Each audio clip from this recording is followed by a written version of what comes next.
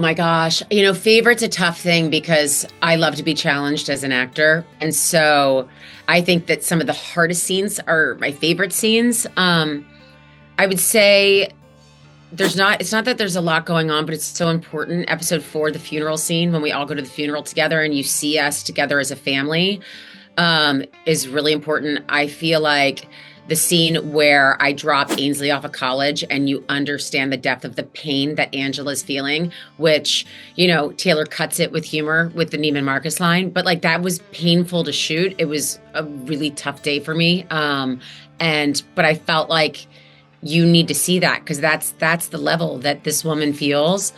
And then I would say the last scene of the finale is one of my favorites because, it's a really quiet scene with Billy where you get to really, it's like he's starting to kind of get the truth of life that cancer could be right around the corner.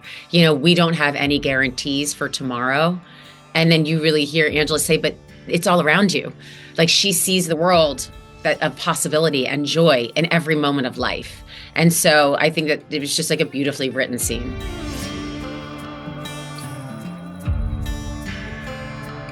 I think that you're on to something. I think that that scene was written the way that Angela was happy, and it took us a long time to shoot it. And we were on a plane. It was packed with crew. The air conditioning wasn't working. It was the end of the day, but the scene wasn't quite working because it didn't feel right for Angela to be happy for him. It was like that unease you feel when something could go awry. And that's what we wanted to put into the scene. So we kind of reworked it, and it was important also that, he's the stable one in the relationship. She's the wildcat, and she remembers the days when he takes on that role. And I think that there's a bit of fear in her about what can happen when he starts rising again and rolling the dice. Yeah, totally. It's just like complicated. Like I think it's a little bit of just a messy scene, and that's always what we're trying to do, is find ways to be really authentic and original in every single scene. We're just mining the material to take it, lift it off the page.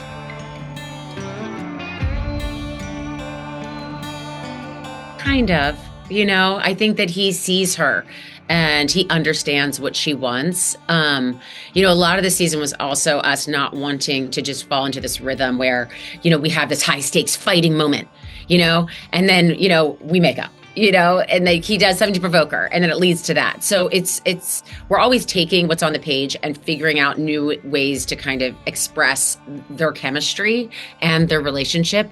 And I do think he kind of knows what she wants, but I think that the fear within that is like, why are you saying this to me? It's like that makes her nervous, so we'll see how that all unfolds in the third season. But yeah, I mean, I was really happy with the finale because I don't get a lot of quiet moments, and I was able to kind of find them in this episode.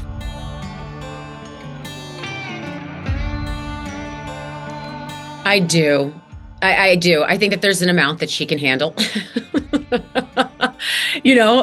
And with her children, she's such a fierce mama bear that I just think there's no filter. And, I could easily have seen Angela storming into that, police station and, freaking out. I mean, I remember when, the scene where I saw him in the hospital where he was beaten up the first year. I mean, there's no, a slow roll, into her getting upset. It's just like a fierce, all of a sudden she's there. And I think that, Kayla did an amazing job of going in there. And, I kind of got the chills, when you see Ariana make a call to her and that she's coming in as like this kind of hero to help him and to help them through the situation. So I think that was fine. I think that worked out.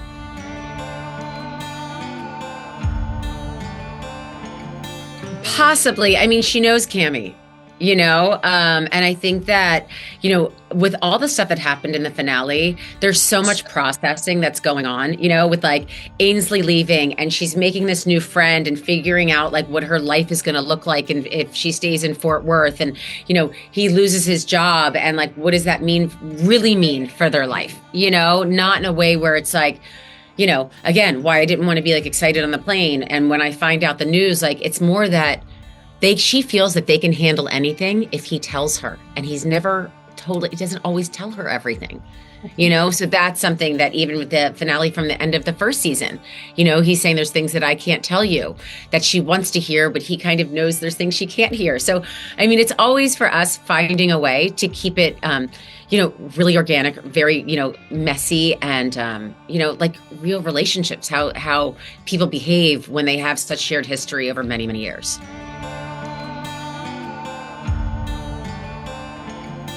I mean, Michelle and I went to the set that night because we were like, why are we not in this scene? We were so disappointed. We're like, we want to be here, but that's not what it was. Like, I'm saying that jokingly.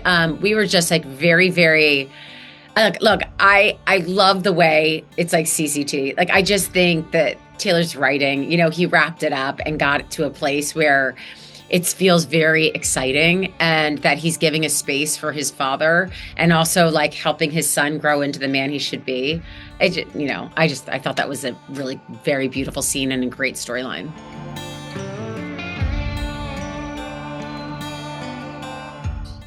I'm still so deep in this season. Our show shoots for 5 months in Fort Worth, and it is, a full commitment. And then we're on press tour for 3 months. Like, pretty much while the show is on the air, we are out here talking about it, which we're excited to do because we're really proud of our show.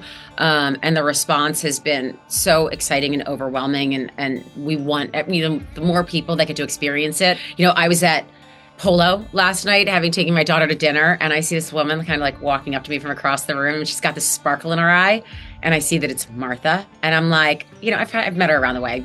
Hi. And she leaves, and she walks back in, and she comes up to our table, and she looks at me and she goes, I wait till every Sunday morning to watch your show, 12:01. I am watching your show. And then she looks at my daughter and she goes, your mom is a badass. And so it's like, what's fun is like people everyone I love, from like, people working the valet to Martha Stewart, like, that are watching this show. Like, that's just cool. You don't usually get that wide of a span of an audience. So that's pretty much been my focus. And I haven't even gotten there for season 3.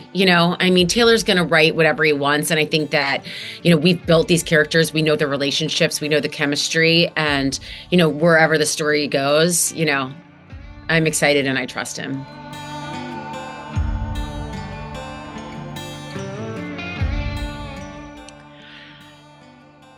I think it's episode 9. Well, there's just where the guy at the Bowie house says, how are you doing, Angela? And she goes, any better and I'd still be me. I think that's hysterical because that kind of coins who she is. Any better and I'd still be me. And then the other one is when we leave Neiman Marcus, where I kind of say, I never get the blues. I've got life. I've got my hands firmly around the scrotum of life and I will not let go. It's something like that, which is so funny. Yeah.